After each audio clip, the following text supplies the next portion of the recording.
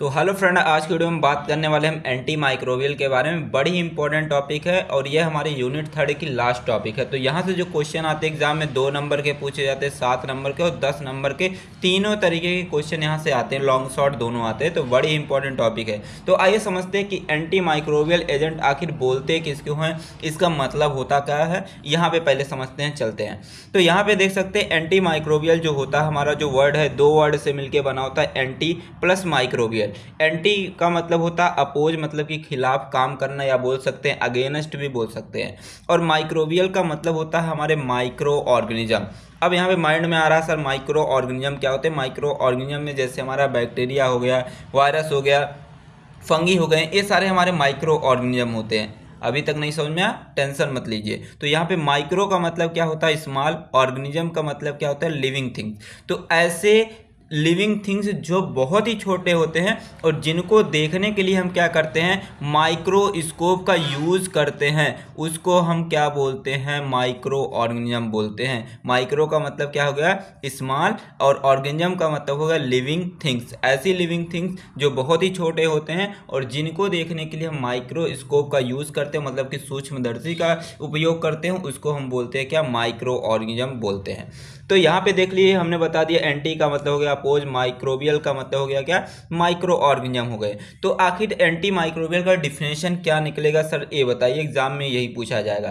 तो यहाँ पे आप लिख सकते हैं ऐसे एजेंट या ऐसी मेडिसिन जो क्या करती है, माइक्रो ऑर्गेनिज्म के अपोज काम करती है, उसके खिलाफ काम करती है। मतलब कि ये क्या करता है, ये मेडिसिन हमारे जो माइक्रो ऑर्गेनिज्म मतलब बैक्टीरिया, वायरस, फंगी रहते हैं, इन सारे चीज़ों को या तो मार देते हैं या तो उनकी जो बढ़ने की जो ग्रोथ है उसको क्या कर देते हैं, रोक देते हैं। वो हमारा कहलाता है एंटी माइक्रोबियल एजेंट कहलाता है। तो यहाँ पे डिफिनेशन वही लिखा है, these are those agent that use kill और inhibit the growth of micro organism. ऐसी मेडिसिन जो क्या करती है, या तो हमारे जो माइक्रो ऑर्गेनिज्म है उनको मार देती है, या तो उनके बढ़ने के जो क्रम है उसको रोक देता है, उसी को बोलते हैं हम एंटी माइक्रोबियल एजेंट बोलते हैं। समझ गया डिफिनेशन, बड़ी सिंपल डिफिनेशन मैंने यहाँ पे लिख रखी है। तो आइए एग्जांपल समझते हैं। यहाँ पे मान लीजिए कि हमारी एक एंटी माइक्रोबियल मेडिसिन है, ये देख सकते हैं कैप्सूल जैसा बना भी है, मजेदार। और यहाँ पे हमारा क्या है, एक तरीके का माइक्रो ऑर्गेनिज्म हो गया, मैंने लिख दिया शॉर्ट फॉर्म में माइक्रो ऑर्गेनिज्म। जैसे मान लीजिए यहाँ पे बैक्टीरिया है। अब ये बैक्टीरिया अगर हमारे बॉडी के अंदर जाती है तो ये क्या कर देती है, हमें बीमार कर देती है। तो लेकिन जब हम क्या लेते हैं, एंटी माइक्रोबियल एजेंट है, जैसे ही लेंगे तो ये एंटी माइक्रोबियल एजेंट इसको क्या करेगा, मार देगा। और जिससे क्या होगी, हमारी जो बीमारी है वो हमें नहीं होगी, या तो हमें हुई रहेगी तो वो हमारी क्या हो जाएगी, ठीक हो जाएगी। समझ गए इतनी सारी चीज़ें। आइए आगे बढ़ते हैं। तो हमारे जो एंटी माइक्रोबियल एजेंट होते हैं, इसके क्लासिफिकेशन की बात करते हैं तो कई तरीके के मार्केट में हमारे एंटी माइक्रोबियल एजेंट आते हैं। जैसे एंटीसेप्टिक आपने नाम सुना होगा, डिसइंफेक्टेंट हो गया, जर्मीसाइड हो गए, बैक्टीरियोस्टैटिक हो गया, बैक्टीरियोसाइडल हो गया, और सैनिटाइजर्स हो गए। तो ये सब सारे चीज़ें हमारे जो है एंटी माइक्रोबियल एजेंट के रूप में यूज किए जाते हैं। और सभी के डिफिनेशन बहुत ही ज़्यादा इंपॉर्टेंट है, क्योंकि यहीं से 2 नंबर के क्वेश्चन पूछे जाएंगे, इन्हीं सारे डिफिनेशन पूछे जाएंगे। कोई भी डिफिनेशन इसमें से आ सकती है, लेकिन सबसे ज़्यादा जो चांसेस रहते हैं हमारा एंटीसेप्टिक, डिसइंफेक्टेंट, बैक्टीरियोस्टैटिक और बैक्टीरिसाइडल का ज़्यादा चांसेस रहता है।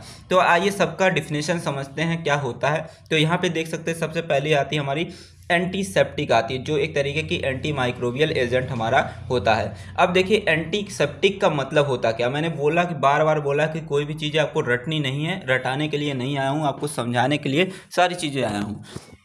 तो यहाँ पे जो हमारा एंटीसेप्टिक है, एंटी का मतलब मैंने ऊपर ही बताया था, एंटी का मतलब होता है कोई चीज़ अपोज काम करना, अगेंस्ट काम करना, अपोज हो गया। और सेप्टिक का मतलब क्या होता है कि जो हमारे बॉडी का सरफेस होता है, जैसे मान लीजिए हाथ है, हाथ का जो आपको उस स्किन दिख रही है, ऊपर वाली दिख रही है, वो हमारा उसका सरफेस हो गया।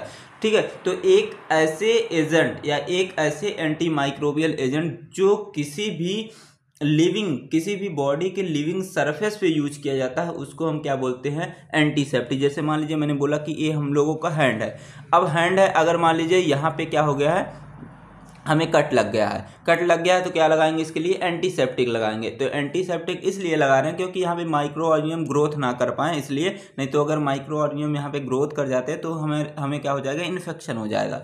तो यहाँ पे क्या करते हैं, जैसे एंटीसेप्टिक अप्लाई करते हैं, यहाँ पे लगाते हैं, तो हम कहाँ पे लगा रहे हैं, जो हमारे हाथ है, हाथ के ऊपर वाली जो लेयर है यहीं पे हम लगा रहे हैं, तो वो हमारा कहलाता है एंटीसेप्टिक कहलाता है। डिफिनेशन समझ गए। तो आइए यहाँ पे समझते हैं जो सारी चीज़ें लिखी गई। लिखा these are those agent which apply on the surface of living body for the kill or inhibit the growth of microorganism। तो आपको इतनी पॉइंट याद रखना, मतलब कि एक ऐसे एजेंट जो क्या किए जाते हैं किसी भी लिविंग सरफेस, जैसे हम लोग कोई हैं क्या है, लिविंग सरफेस है, हमारी बॉडी जो है लिविंग सरफेस है, तो ये हमारे एंटीसेप्टिक एक ऐसे एजेंट होते हैं जो किसी लिविंग बॉडी के सरफेस पे लगाए जाते हैं, और ये क्या करते हैं, जो माइक्रो ऑर्गेनिज्म होते हैं उनको या तो मार देते हैं या तो उनके जो ग्रोथ है उनको क्या कर देते हैं, इनहिबिट कर देते हैं। ये डिफिनेशन हो गई। अब देखिए इसका एग्जाम्पल यहाँ पे दिया गया, जैसे हमारे पोविडीन आयोडीन होते हैं। अगर आप डॉक्टर के पास गए होंगे तो पोविडीन आयोडीन जरूर से देखा होगा आपने। अगर आपको चोट लग जाती है तब वो क्या कर देते हैं, एक रहता है रेड, गाढ़े रेड कलर का लिक्विड रहता है, उसको क्या कर देते हैं, अप्लाई करते हैं हमारे जहाँ पे कट लगी रहती है। और हो गया हमारा हाइड्रोजन परऑक्साइड, जिसको आप स्प्रिट बोलते हैं, डॉक्टर लगाते हैं स्प्रिट, ठीक है। तो ये सारे हमारे एंटीसेप्टिक में आते हैं। अब दूसरा आता है हमारा डिसइंफेक्टेंट आता है, ठीक है। डिसइंफेक्टेंट एंटीसेप्टिक की तरह एकदम सेम है, लेकिन थोड़ा सा डिफरेंस है। आपने देखा होगा जो आपके घर की फर्श होती है या तो जो टॉयलेट होते हैं वहाँ पे एक हमारा क्या लगाया जाता है, एक एजेंट डाला जाता है, ठीक है। और उस एजेंट को बोलते हैं क्या, हम डिसइंफेक्टेंट बोलते हैं। जैसे फिनाइल डाला जाता है, हॉपिक डाले जाते हैं, तो वो सब हमारे किस में आते हैं, डिसइंफेक्टेंट में आते हैं। तो डिसइंफेक्टेंट एक ऐसे एजेंट होते हैं जो नॉन लिविंग सरफेस पे, नॉन लिविंग मतलब जिसके अंदर जीवन ना हो उसको बोलते हैं नॉन लिविंग। तो ऐसे एजेंट जो हमारे नॉन लिविंग के सरफेस पे लगाए जाते हैं उसको हम बोलते हैं क्या, डिसइंफेक्टेंट बोलते हैं। और ये डिसइंफेक्टेंट क्या करता है, जैसे आपके फर्श पे अगर डिसइंफेक्टेंट लगाए जाते हैं वो क्या करता है, वहाँ पे जो भी माइक्रो ऑर्गेनिज्म ग्रोथ कर रहे होते हैं उसको मार देता है या तो उनके ग्रोथ को क्या कर देता है, इनहिबिट कर देता है। तो ये होते हैं हमारे डिसइंफेक्टेंट। तो आप एंटीसेप्टिक बताएंगे कि एक ऐसे एजेंट जो किसी लिविंग सरफेस मतलब किसी जीवित बॉडी के ऊपर लगाए जाते हैं उसको बोलेंगे एंटीसेप्टिक, और डिसइंफेक्टेंट उसको बोलेंगे जो हमारे किसी नॉन लिविंग मतलब जो जीवित नहीं होता उसके सरफेस पे लगाया जाता है उसको हम बोलते हैं डिसइंफेक्टेंट बोलते हैं। अब एग्जाम्पल में जैसे अल्कोहल हो गया, फिनॉल हो गया, ये सब हमारे डिसइंफेक्टेंट में आते हैं। आइए अब जानते हैं जर्मीसाइड्स किसको बोलते हैं, जर्मीसाइड की डिफिनेशन होती क्या है। जर्मी का मतलब क्या होगा, हमारे जर्म हो गए। अब जर्म का मतलब क्या होता है, जैसे हमारे बैक्टीरिया हो गए, वायरस हो गए और अदर माइक्रो ऑर्गेनिज्म जो होते हैं ये हमारे जर्म कहलाते हैं। और साइड का मतलब होता है किल करना, मारना। तो हमारी जो जर्मीसाइड्स होती है एक ऐसी मेडिसिन होती है, एक ऐसे एजेंट होते हैं जो क्या करते हैं कि जर्म को पूरी तरीके से मार देते हैं, उसको हम क्या बोलेंगे, जर्मीसाइड बोलेंगे।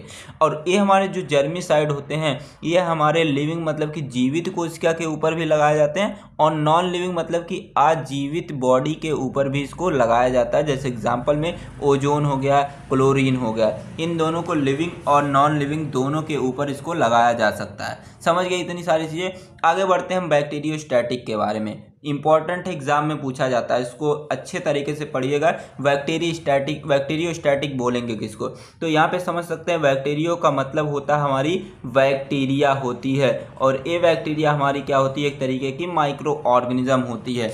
और स्टैटिक का मतलब होता है इनहिबिट ग्रोथ, इनहिबिट का मतलब होता है रोकना, इनहिबिट द ग्रोथ का मतलब होता है बढ़ती हुई संख्या, ठीक है। तो हमारे बैक्टीरियोस्टैटिक एक ऐसे मेडिसिन होते हैं या एक ऐसे एजेंट होते हैं जो क्या करते हैं, बैक्टीरिया के ग्रोथ को रोक देते हैं। प्रिवेंट का मतलब होता है रोकना, ठीक है। उसको हम बोलते हैं बैक्टीरियोस्टैटिक बोलते हैं। जैसे एग्जांपल में हमारा आ गया एजिथ्रोमाइसिन। एजिथ्रोमाइसिन एक तरीके की हमारी एंटीबायोटिक है। और देखिए एंटीबायोटिक को पहचानने का तरीका लास्ट में क्या आएगा, माइसिन वर्ड अगर आता है तो आप देख के तुरंत ही पहचान जाएंगे कि वो हमारी एंटीबायोटिक है। और भी तरीका पहचानने का आगे आपको बताते रहेंगे, बस वीडियो को आप आराम से देखते रहिए और अपना एक सुंदर सा कमेंट जरूर से करिएगा हर वीडियो में।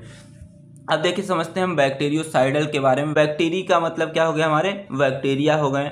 बैक्टीरिया का मतलब क्या हो गया, बैक्टीरिया। और साइडल का मतलब क्या होते हैं, किल करना, मारना, जैसे मैंने बोला था जर्मीसाइड्स हो गए, ठीक है। तो लास्ट में साइड्स वर्ड या साइडल वर्ड आया, मतलब उसको किल करना किसी चीज़ को। तो हमारे बैक्टीरिसाइडल एक ऐसे मेडिसिन होते हैं या एक ऐसे सब्सटेंस होते हैं जो क्या करते हैं, बैक्टीरिया को पूरी तरीके से किल कर देते हैं, मार देते हैं, उनको हम बोलते हैं बैक्टीरिसाइडल बोलते हैं। जैसे हमारा हो गया पेनिसिलिन हो गया। पेनिसिलिन जो होती है ये हमारी एक तरीके की एंटीबायोटिक होती है, मतलब कि एक तरीके की बैक्टीरिसाइडल होती है, बैक्टीरिया को मारने के लिए यूज किया जाता है। और जो है ये हमारे जीपैड के भी क्वेश्चन में आता है। जीपैड जब आप एम फार्मा करने जाएंगे उसके लिए आपको एक टेस्ट देना पड़ता है जिसमें आपको 12,000 रुपये पर मंथ मिलता है, ठीक है। तो ये आपको वहाँ पे क्वेश्चन पूछा जाता है, या डीआई का जब ड्रग इंस्पेक्टर का आप भरेंगे फॉर्म, ठीक है, बी फार्मा पास आउट होने के बाद, वहाँ पे भी आता है एग्जाम में पेनिसिलिन जो है, पेनिसिलिन को सबसे पहले किसने खोजा था। अगर आपको पता है तो आप कमेंट बॉक्स में जरूर से ही बताइएगा, और किससे इसको खोजा गया था ये भी बताइएगा। अब आइए बात करते हैं इसको अगला जो हमारा डिफिनेशन आता है सैनिटाइजर्स के बारे में, ठीक है। जब कोरोना काल आया था तो तब आपको पता होगा कि सैनिटाइजर का क्या महत्व था। तो हमारा जो सैनिटाइजर है एक तरीके का लिक्विड फॉर्म में आता है, या तो जेल फॉर्म में या तो फॉर्म के फॉर्म में ये हमारा आता था। और ये क्या करता था, जो हमारे वायरस होते थे, बैक्टीरिया होता था, और जो अदर माइक्रो ऑर्गेनिज्म है उसको मारने के लिए यूज किया जाता था। और इसको कहाँ पे यूज करते थे, अपने हैंड पर इसको यूज करते थे, जैसे हमारा हैंड सैनिटाइजर हो गया, समझ गए। आइए अब समझते हैं हम मैकेनिज्म ऑफ एक्शन के बारे में, मतलब कि जो हमारे एंटी माइक्रोबियल एजेंट होते हैं ये कैसे काम करते हैं। जैसे मान लीजिए कि ये हमारे कोई एंटी माइक्रोबियल मेडिसिन है, ये हमारे बॉडी में जाने के बाद कैसे काम करेगी, मतलब जो माइक्रो ऑर्गेनिज्म मतलब बैक्टीरिया, वायरस, फंगस है उनको मारेंगे कैसे, इसको बोलते हैं मैकेनिज्म ऑफ एक्शन। तो ये हर बच्चे के माइंड में क्वेश्चन आना चाहिए कि सर ये मेडिसिन काम कैसे करती है, ठीक है। तो आइए समझते हैं यहाँ पे, जैसे मान लीजिए कि मैंने यहाँ पे एक बना दिया, बैक्टीरिया बना दिया। अब बैक्टीरिया के अंदर क्या होता है, इस तरीके से हमारी होती है प्रोटीन होती है, मैंने लिख दिया प्रोटीन होती है। अब प्रोटीन क्या करती है, इस बैक्टीरिया को ऊर्जा देने का काम करती है। अब इसके अंदर मैंने लिख दिया डीएनए, लिख दिया यहाँ पे, बना दिया आरएनए। ये हमारा आरएनए हो गया, ये हमारा हो गया डीएनए हो गया, डीएनए, और इसका हो गया ए क्या, सेल वॉल हो गई, सेल मेम्ब्रेन हो गई, ये बैक्टीरिया का सेल मेम्ब्रेन हो गया। ये सारी चीज़ें बैक्टीरिया के अंदर होता है। अब देखिए कि हमारे जो एंटी माइक्रोबियल एजेंट है एक काम कैसे करते हैं। ये क्या करते हैं कि जो बैक्टीरिया होती है, बैक्टीरिया का जो सेल वॉल होता है, सेल मेम्ब्रेन होती है, उसको क्या कर देता है, पंचर करके करता है, या तो जो डीएनए होता है उस पर वर्क करके काम करता है, या तो उसकी जो सेल मेम्ब्रेन होती है उस पर वर्क करके क्या करता है, काम करता है। तो यहाँ पे सबसे पहला आता है कि जो हमारे एंटी माइक्रोबियल मेडिसिन होती हैं ये क्या करती हैं कि जो सेल वॉल सिंथेसिस है, मतलब कि जो बैक्टीरिया का ऊपर वाला जो लेयर है उसको बनने की प्रोसेस को रोक देगा, और जिसके वजह से क्या होगी कि हमारी बैक्टीरिया क्या होगी, हमारे बॉडी में जो ग्रो हो रही थी वो पूरी तरीके से मर जाएगी। तो सबसे पहला तरीका ये हो गया। दूसरा तरीका क्या हो गया, प्रोटीन सिंथेसिस, मतलब कि जो हमारे एंटी माइक्रोबियल मेडिसिन होते हैं वो क्या करते हैं कि हमारे जो राइबोसोम होता है, राइबोसोम क्या करता है, प्रोटीन बनाता है। आप जानते हैं फैक्ट्री ऑफ प्रोटीन उसी को बोलते हैं। अब क्या करेगी हमारे जो एंटी माइक्रोबियल एजेंट है वो क्या करेगी, प्रोटीन के बनने की ही प्रोसेस को रोक देगी। जब बनने की प्रोसेस रुक जाएगी हमारे बैक्टीरिया के अंदर तो बैक्टीरिया हमारे जीवित नहीं रह पाएगी, मर जाएगी। तो दूसरा तरीका ये हो गया। तीसरा तरीका क्या है, डीएनए का सिंथेसिस। जो हमारे एंटी माइक्रोबियल एजेंट होते हैं ये क्या करते थे, डीएनए की बनने की जो प्रोसेस होती है उसी को रोक देते हैं। जब डीएनए बन नहीं पाएगा तो हमारी प्रोटीन जाहिर सी बात है नहीं बन पाएगी, क्योंकि डीएनए से आरएनए बनता है, आरएनए से फिर जाके प्रोटीन बनती है। तीसरा तरीका हमारा आरएनए। अगर क्या करता है हमारा एंटी माइक्रोबियल एजेंट इसी आरएनए के बनने की प्रोसेस को रोक देता है, तो क्या आरएनए से हमारा डीएनए बन पाएगा। जब डीएनए से आरएनए नहीं बन पाएगा तो हमारी प्रोटीन आगे नहीं बन पाएगी, तो हमारी बैक्टीरिया जीवित नहीं रहेगी। तो यही सारी चीजें आपको लिख देने हैं एग्जाम में अगर आते हैं तो। एग्जाम में पूछे जाते हैं कि एंटी माइक्रोबियल एजेंट काम कैसे करते हैं, तो ये सारे पॉइंट, खाली पॉइंट अगर आप लिख देते हैं, ये सारे पॉइंट लिख देते हैं बैक्टीरिया को बना के तो आपके सारी चीज़ें सही हो जाएंगी। तो आपको डायग्राम कौन सा बनाना है, ये वाला आपको डायग्राम बना देना है, ठीक है। तो यहाँ पे देख सकते हैं बैक्टीरिया है, बैक्टीरिया क्या कर रही है कि जो सेल वॉल होता है उसको पंचर कर दे रही है, या तो जो सेल वाल बनने की जो प्रोसेस होती है, सेल मेम्ब्रेन बनने की प्रोसेस होती है, उसको रोक देती है। जब नया सेल मेम्ब्रेन नहीं बनेगा किसी बैक्टीरिया के अंदर तो कोई भी बैक्टीरिया जीवित नहीं रह पाएगी। तो डीएनए की सिंथेसिस को रोक देता है, प्रोटीन बनने की प्रोसेस को रोक देता है, और जो हमारा फोलिक एसिड होता है इसके पाथवे को रोक देता है, जिसके वजह से क्या होती है, हमारे बॉडी के अंदर जो भी माइक्रो ऑर्गेनिज्म रहते हैं वो हमारे पूरी तरीके से मर जाते हैं। तो ये हमारा हो गया इसका कैसे काम करता है। अगला इसमें सबसे पहले जो हमारी मेडिसिन आती है, सबसे पहला हमारा जो एंटी माइक्रोबियल एजेंट आता है वह हमारा है पोटेशियम परमैंगनेट आता है, जिसको आप लाल दवा भी बोलते हैं, जिसका फार्मूला जो होता है KMnO4 होता है। इसका मॉलिक्यूलर जो वेट होता है 158.9 ग्राम पर मोल इसका मॉलिक्यूलर वेट होता है। अगर इसके प्रिपरेशन की बात करें, मतलब इसको बनाया कैसा जाता है, तो बनाने के लिए सबसे पहले क्या लेते हैं, पोटेशियम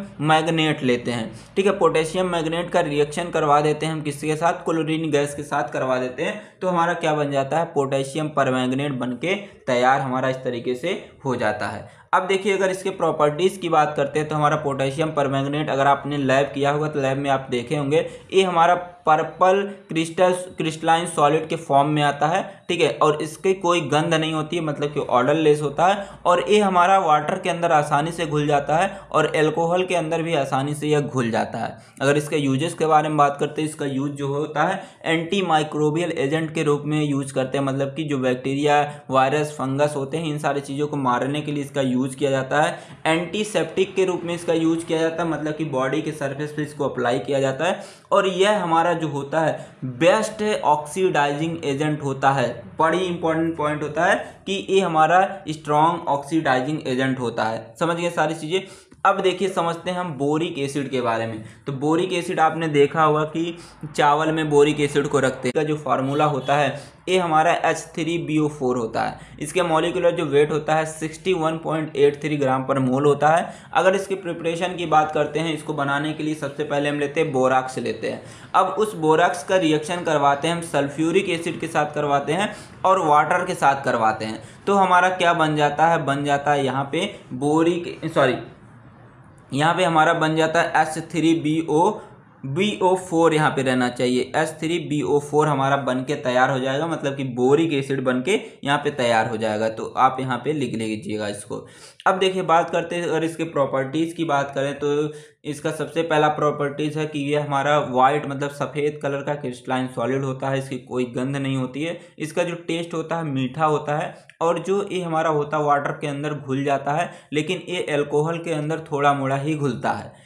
अब देखिए अगर इसके यूजेस के बारे में बात करते हैं, इसका यूज जो होता है एंटी माइक्रोबियल एजेंट के रूप में इसका यूज किया जाता है। प्रिजर्वेटिव का मतलब होता है किसी चीज़ को, मतलब कि जैसे चावल होते हैं, चावल में एज ए प्रिजर्वेटिव के रूप में यूज किया जाता है ताकि उसमें घुन ना लग पाए। ठीक है, तो मतलब इसको प्रिजर्वेटिव के रूप में इसका यूज किया जाता है। कॉस्मेटिक मतलब कॉस्मेटिक जो प्रोडक्ट आते हैं उसमें इसका यूज किया जाता है। अब अगला आता है हमारा हाइड्रोजन परऑक्साइड आता है, जो वेरी इंपॉर्टेंट है और एग्जाम में यह पूछा गया है, 10 मार्क्स में आता है, तो ये वेरी इंपॉर्टेंट क्वेश्चन है। तो आइए समझते हैं हाइड्रोजन परऑक्साइड के बारे में। अगर आप डॉक्टर के पास गए होंगे तो अगर आपको चोट लगी होगी तब क्या करता है डॉक्टर, एक स्प्रिट आपको लगाता है जिसको बोलते हैं हाइड्रोजन परऑक्साइड बोलते हैं, और वो हमारा जो होता है वो कलरलेस क्लियर लिक्विड होता है, मतलब उसका कोई कलर नहीं होता, पानी जैसा होता है।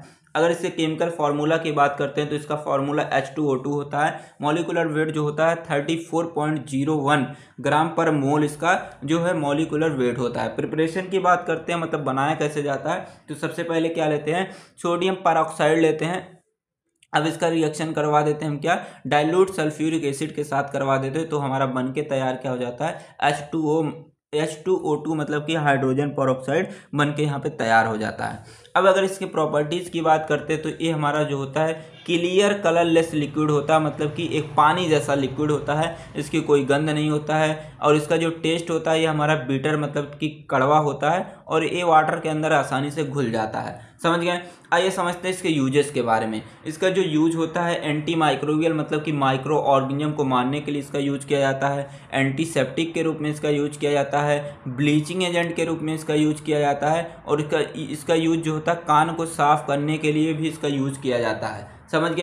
आइए अब बात करते हैं हम H2O2 के एस्से के बारे में। मतलब यहाँ पे हम चेक करने वाले कि जो हमारा H2O2 है, मतलब कि हाइड्रोजन पेरोक्साइड है, वह कितना % प्योर है। तो प्योरिटी को चेक करने के लिए हम क्या करते हैं, एस्से परफॉर्म करते हैं। और एस्से को परफॉर्म कैसे किया जाता है, टाइट्रेशन की हेल्प से एस्से को परफॉर्म किया जाता है। और कौन सा यहाँ पे टाइट्रेशन करने वाले हैं, ऑक्सीडेशन रिडक्शन, मतलब कि यहाँ पे रेडॉक्स टाइट्रेशन को हम परफॉर्म करने वाले हैं, जो आप एनालिसिस में बहुत अच्छे तरीके से पढ़ चुके हैं। तो आइए बात करते हैं तो कैसे इसको हम परफॉर्म करेंगे। तो सबसे पहले टाइट्रेशन करने के लिए आपको चीज़ें क्या क्या होनी चाहिए। तो सबसे पहले आपके पास ब्यूरेट होना चाहिए, ब्यूरेट स्टैंड और कोनिकल फ्लास्क आपके पास होने चाहिए। तो देख करेंगे कैसे आप इसको लैब में। तो सबसे पहले लेंगे आप बीकर एक ले लेंगे। बीकर लेने के बाद इसमें आप ऐड करेंगे 10 ml जो सैंपल है, मतलब कि H2O2 जिसकी हमें परसेंटेज ऑफ प्योरिटी चेक करना है, जिसका एस्से करना है, वही हमारा क्या सैंपल है। तो H2O2 जो है 10 ml हम इस बीकर में ले लेंगे। अब इसमें क्या करेंगे 250 ml 250 ml क्या करेंगे, प्यूरिफाइड वाटर को ऐड करेंगे। अब वाटर को ऐड कर लेंगे तो ये हमारा क्या हो जाएगा, डाइल्यूट सोल्यूशन ऑफ H2O2 हो जाएगा। अब क्या करेंगे, इसमें से ले लेंगे 25 ml सोल्यूशन को हम निकाल लेंगे। निकालने के बाद एक अलग बीकर लेंगे, उसमें निकालेंगे। निकालने के बाद अब इसमें ऐड करेंगे 10 ml 5 नॉर्मल का सल्फ्यूरिक एसिड इसमें क्या करेंगे, हम डाल लेंगे।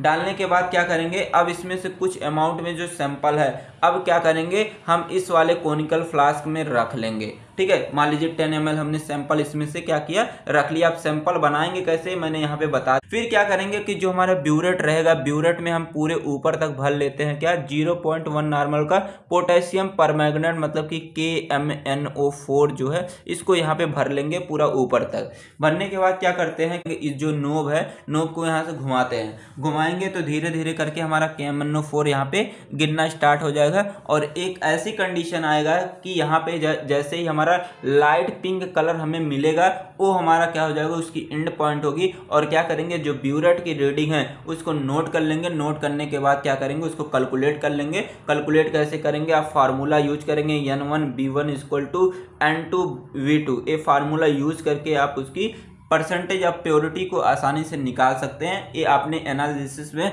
सारी चीज़ें अच्छे से किया है। ठीक है, तो सारी चीज़ें आई होप आपको समझ में आ गई होगी। अब बात करते हैं हम क्लोरीनेटेड लाइम के बारे में। जो हमारा क्लोरीनेटेड लाइम होता है, इसका जो फार्मूला होता है CaOCl2 इसका फार्मूला होता है। और इसका जो मॉलिक्यूलर वेट होता है 136.98 ग्राम पर मोल इसका मॉलिक्यूलर वेट होता है। और अगर इसकी प्रिपरेशन की बात करते हैं, इसको बनाने के लिए हम लेते हैं कैल्शियम हाइड्रोक्साइड लेते हैं और उसका रिएक्शन करवाते हैं, क्लोरीन गैस से करवाते हैं, तो हमारा मिल जाता है क्या, क्लोरीनेटेड लाइम बन के तैयार हो जाता है। इसके प्रॉपर्टीज़ की बात करते हैं तो ये हमारा जो होता है, ये हमारा वाइट कलर का भी होता है और ग्रे कलर का भी, हमारा दोनों फॉर्म में ये हमारा प्रेजेंट होता है। और अगर इसके ऑर्डर की बात करते हैं, इसका जो ऑर्डर होता है क्लोरीन गैस की तरह इसकी ऑर्डर होते हैं। और ये हमारे वाटर के अंदर पार्शियली के मतलब कि हल्का फुल्का जो सॉल्युबल होते हैं। और अल्कोहल के अंदर भी ये हमारे हल्का फुल्का सॉल्युबल होते हैं, घुलनशील होते हैं। यूजेस के बारे में बात करते हैं, इसका यूज जो होता है एंटी माइक्रोबियल एजेंट के रूप में इसका यूज करते हैं। और ब्लीचिंग एजेंट के रूप में भी इसका यूज किया जाता है, मतलब कि साफ सफाई के लिए भी यूज किया।